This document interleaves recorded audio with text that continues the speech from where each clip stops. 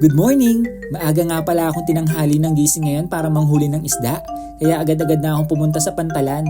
Good morning! At dahil nga sobrang aga nating na late ay inabutan na talaga tayo ng low tide. Good morning! Winter na nga pala dito ngayon sa Netherlands kaya medyo mahirap na makahuli ng isda.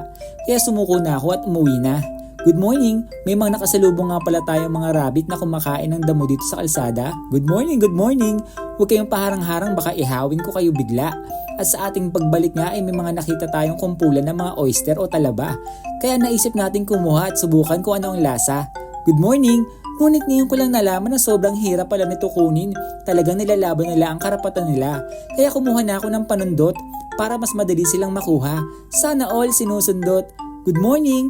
At nang mapuno na nga natin ang ating timba ay tumigil na tayo at sinimulan ng linisin ang mga oyster na ito. Good morning! Ganito nga pala ang itsura nila kapag napaliguan na. O diba ang ganda? Parang ikaw lang yan. Hindi ka pangit. Kulang ka lang sa ligo talaga. Good morning! At nung binuksan na nga natin, eto na ang laman nila. Quality! Tapos lagyan lang natin ng lemon, suka at sibuyas. Ready na yan. Good morning!